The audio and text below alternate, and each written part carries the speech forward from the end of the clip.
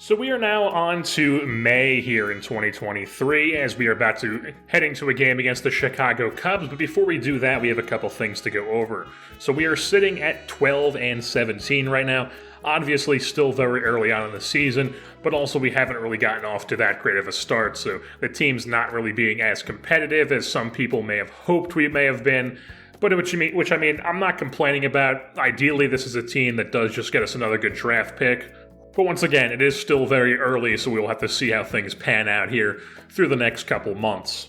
JD Martinez, however, has gotten off to a hot start. He has an .891 OPS, which leads the team, and he also leads the entire National League with 39 hits on the season here in the first month of the year. Jonathan India also performing well here early on, .811 OPS for him, while Tony Santillan is not performing well. He's kind of getting a bit shelled out there in the bullpen, so we're actually going to be sending him down to AAA Louisville, and taking his place in the bullpen is going to be Dylan Maples, who we are calling up. Here at Great American Ballpark, the Reds are going to be playing host to an NL Central foe in the Chicago Cubs. Making the start for Cincinnati is the tall, lanky left-hander Nick Lodolo, making his sixth start here in the season. And take a look at the Reds lineup on the day, listed 1-9. We'll start things off top half of the second, where Nick Lodolo had it working early on.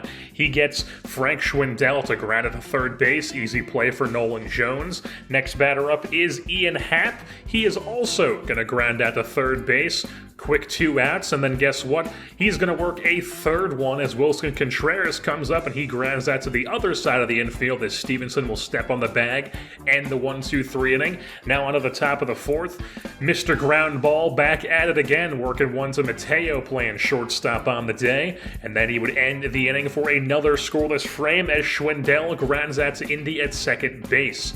So Lodolo had the ground ball working in this game. We're now on to the bottom of the fourth as Whit Merrifield's going to smack one into that right center field gap, and he's going to use those fleet feet to get into second base, standing up to lead off the inning. After him, it's Jonathan India hitting a ground ball to shortstop. Nico Horner making a nice play to get him out at first, but Merrifield does move up 90 feet away from scoring, and Tyler Stevenson would do a nice job of driving him in as he drives a ball out to left center field. That's going to be a double and scoring a run. So it's a 1-0 Cincinnati lead. And then later in the inning, it's Nolan Jones coming up as he powers a ball into right field into the Cubs bullpen, as it's now a 3-0 lead here for Cincinnati. They jump out to an early lead. We move back to the top of the fifth as Mr. Ground Ball is at it again. 6-4-3, the flip from Mateo, and the inning is over. A double play to get out of it for Lodolo. Now we're on to the bottom of the fifth. Jorge Mateo, one of the most electric men on this team, hits the ball out into center field or left center field for a base knock, and then he proceeds to go and swipe second base to get him into scoring position. So he's over there on second base. John Burdick at the dish, whiffs at ball 4, goes down swinging. So still runner on second base. It's Whit Merrifield now who delivers again. Slaps one into right field, and Mateo, showing off the wheels, goes second to home there, makes it a 4-0 lead for the Reds. And then Michael Wacha came on. Last time we saw him, he was shutting us down as a member of the Red Sox rotation, but now he is in the Cubs bullpen here in the NL Central. So bottom half of the sixth inning, as JD Martinez is driving one to dead center field, and that's going to be onto the lawn. A solo blast for JDM makes it a 5-0 Reds lead. Next batter up is Nolan Jones. He's going to smack one into left field, and that's going to be a base knock. After him, it brings up Kevin Kiermaier with 1 out, and he is going to hit a ball into center field. So first and second here for the Reds upcoming. 2 outs, it's John Birdie, and he's going to power a ball to left field. The bats came out to play here in this game. A 3-run blast off the bat of John Birdie, a little bit of a power surge. He's actually gotten off to quite a good start here. That's why he's playing every day in left field. But then Robert Gisellman came on for the Cubs. Here with 2 outs, facing Whit Merrifield, hits one into the hole. The backhanded stop by Horner, the jump throw, but still not enough to beat out the speedy Merrifield at first base. He would then proceed to show off those fleet feet once again as he swipes second base, even while up 8-0. The Washington Nationals and everybody who the San Francisco Giants play in real life are having a temper tantrum over that, as then it would be Jonathan India driving in Merrifield from second with a single. It's now 9-0 Reds, and then Lodolo back at it again. 5-4-3 double play. Very nice turn started by Nolan Jones over at third base. And then in the top of the ninth inning, he would work a ground ball, of course, to end it, as Nick Lodolo pitches a complete game shutout here of the Chicago Cubs. Of course, he is your player of the game. 9 innings, 4 hits, only 3 strikeouts, just working that soft contact. He was masterful. The final in this game was 9-0 because the Reds bats just had themselves a day. Nolan Jones went 3 for 4 with the home run. Whit Merrifield went 3 for 5 with a double. John Birdie had a 3-run blast. Tyler Stevenson had an RBI double. JD Martinez had a solo shot. And now before we head into the next game here, we want to go over a few things. First things first, we are actually going to be sending Aristides Aquino down to AAA Louisville. He was on the team as an extra bat. I wanted to start the season off with having 1 extra bat rather than 1 extra reliever like I normally would, because I just didn't want to have a guy in that long reliever role, because in this game, if you have a guy in the long reliever role, they just use them a ton in the sim, and you end up having a reliever who has just as many innings pitched as like your 5th starter. But instead, that just ended up meaning we had a bat on our bench who just wasn't being used at all instead in the sim, so I just decided that we might as well just have another reliever on the team like we usually would. So Aquino is going to go down to AAA. He's never really going to play in the big leagues at this roster right now, so we're going to see if we can get him every day at B's in AAA. And who knows, maybe he's one of these guys who goes down there, tears it up, and just, gets a big ratings boost, bumps his potential back up to a B, whatever it may be. That is ideally what happens with him down there. So taking his place on the roster will be Robert Duggar. He is the one coming up from AAA Louisville to be probably the long man in the bullpen. So if we take a look at the new look lineups, Whit Merrifield is now actually going to be playing every day in right field, and John Birdie, like I said, gotten off to a hot start, is going to be playing every day in left field, and that means that Nolan Jones moves to third base, so Jose Barrera is now a bench bat for us. We're just embracing that all-speed outfield with Birdie in left, Kiermaier in center, and Whit Merrifield in right. Also, Joey Votto is really starting to heat up here. He has his OPS up to 874. Remember, he is only hitting against right-handed pitching this year, so potential to be a pretty solid year for him, or OPS-wise or average-wise, whatever it may be. He's not going to have like the counting numbers that he would if he hits against both sides, but definitely still looking like he could have a decent year. Also, Taylor Walls is actually getting hot as well. He's got his OBP up to 388, and that's what we want from him. I'm never going to see big powers number from him. All I care about with Taylor Walls is that OBP number. If that OBP number is up in that 380 range, he's doing his job. So now the Reds hit the road as they travel out to not Atlanta to take on the Braves at Truist Park. They're sitting at 14-26 on the year, not off to a great start. Take a look at the Reds lineup on the day 1-2-9. We'll start things off with Luis Castillo on the hill in the bottom of the first inning, and it's going to be a ground ball over to Jonathan India that he cannot handle, so it's an infield single from Justin Williams, the former Cardinals prospect, and then it's going to be Matt Olson hitting a deep fly ball to right center field, and Kevin Kiermaier showing off the range to get to that one. If we had anyone else out there, that's probably a scoring double, but instead it's just an easy out, and then Castillo works a ground ball to Austin Riley to get out of it. Now on to the bottom of the fourth, where Marcelo Zuna is going down swinging to start off the inning. Then it is Ozzie Albies going down looking for the second out, and Castillo would complete the 1-2-3 inning by getting Travis d'Arnaud to chop one over to second base, and India makes the easy flip over to first. So we are now through 4 innings. Check things in with the bats as Jorge Mateo just going to hit a ball out to left center field. This one's going to get over the head of Wilmer Defoe, who gives it a dive, and that would have been a triple, but instead it's only going to be a ground rule double as it hops up over the fence. But Mateo, being electric, going and swiping third base with 2 outs. Balls of steel from Mateo, but unfortunately, Kiermaier cannot lay off the high fastballs. He goes down swinging and strands Mateo 90 feet away. Now onto the top of the sixth, Tether Walls, call him Tether Walks. He takes his base over on first now with nobody out, and he's going to go and swipe second base. Gets in there as the throw is offline. So he's now in a scoring position. And then Whit Merrifield, he struck out, so it's now Tyler Stevenson at the dish, and he's going to bloop one that lands just barely fair, and Walls scores from second base. So it's a 1-0 lead. Tyler Stevenson is hyped. Now onto the bottom of the sixth, it's Castillo getting Justin Williams to chase a pitch outside of the zone. He goes down on strikes. Next batter up, Matt Olson, going down on strikes as well. Back-to-back strikeouts for Castillo. And then can we get a third one? We can. Austin Riley goes down on the slider. So 3 strikeouts in the inning, 6 scoreless for Luis Castillo. On to the top of the seventh, Mateo hitting one down the left field line. This is just a straight hustle double from the speedster. Slides in, beautiful hustle there. Gets into second base with 2 outs. And then he's not going to do it again, is he?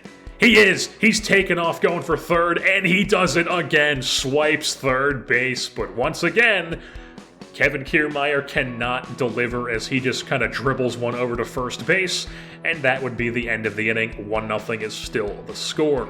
Now onto the bottom half of the frame, it's Ozzy Albies is going to find a hole in that shift, so he pokes that into right center field. It's a base knock for him here with 1 out. That would end Castillo's day, so Anthony Bass comes out of the bullpen here, the fish man for the Reds.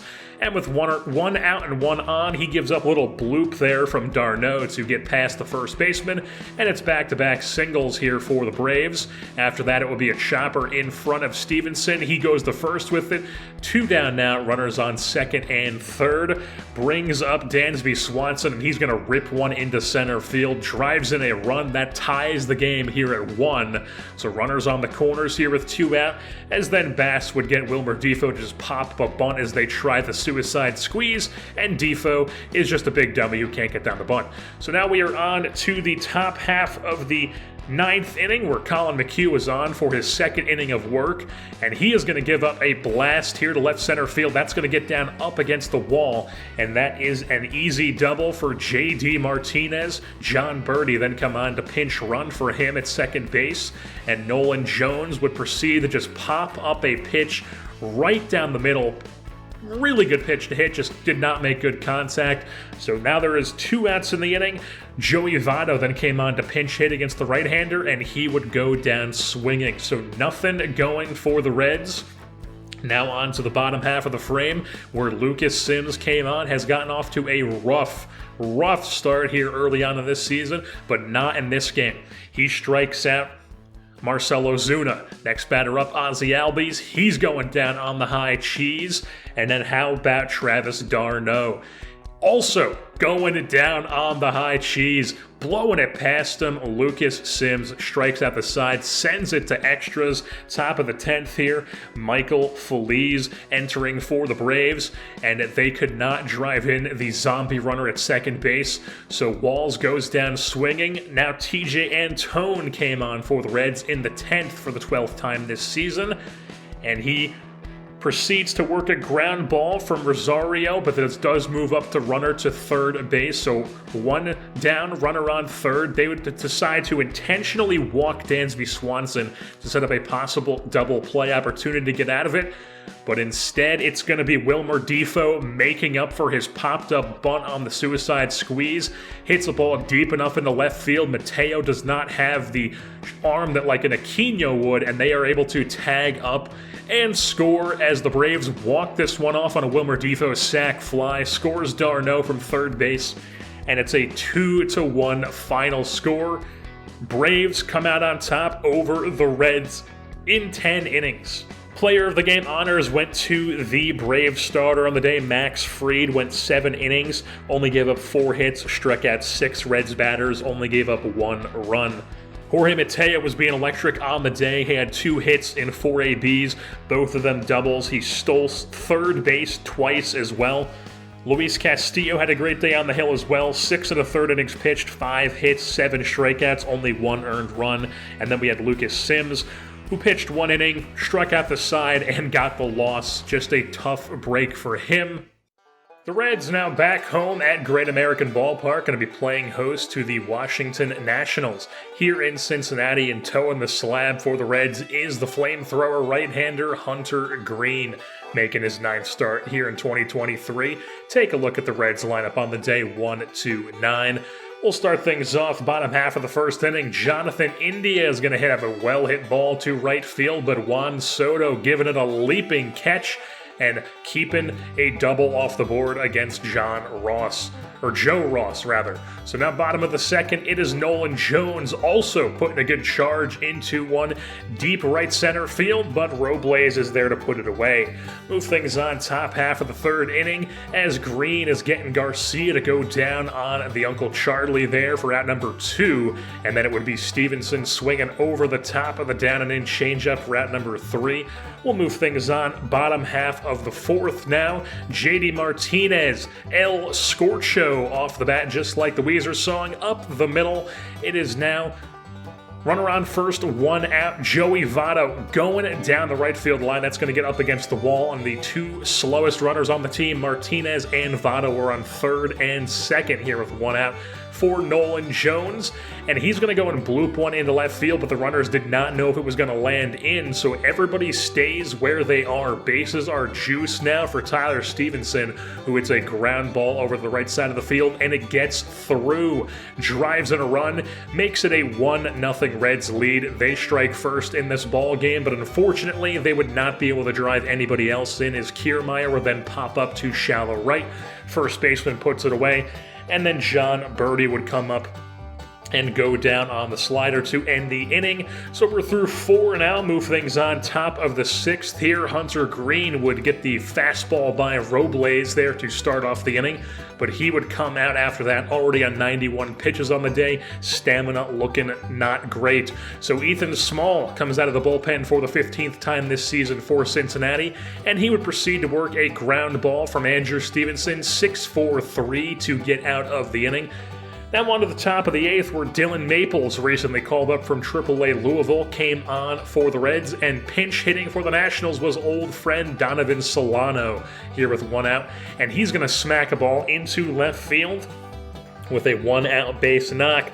Next batter up would be Victor Robles. He's going to bloop a ball into center field, and I don't know if Kiermaier did this on purpose, but it lands in front of him, and he manages to get Solano out at second, the lead runner. I don't know if that was on purpose or not. I doubt it was, but I mean, Kiermaier making plays happen there. Unfortunately, then Dylan Maples' slider gets away from him, plunks Garcia, puts him on first base, and then another breaking ball gets away a bit from Stevenson, allows the runners to move up to second and third, but luckily Maples worked that sinker to get Stevenson to ground at the first base and end the inning.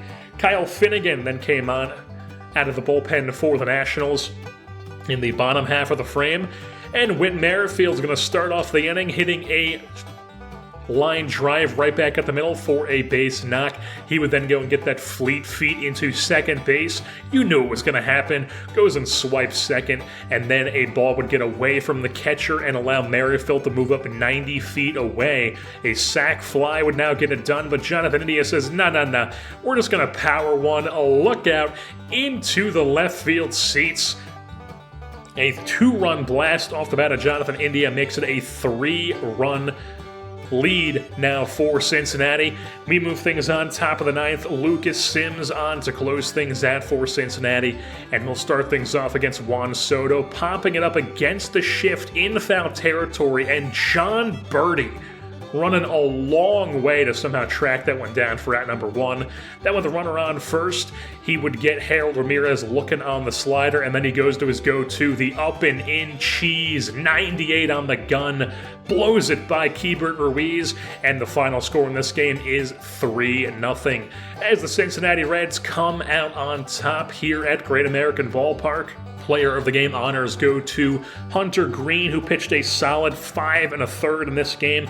Only walked 1 batter, which was very notable for him. Only gave up struck out 8 batters, only 1 hit, and 0 earned runs.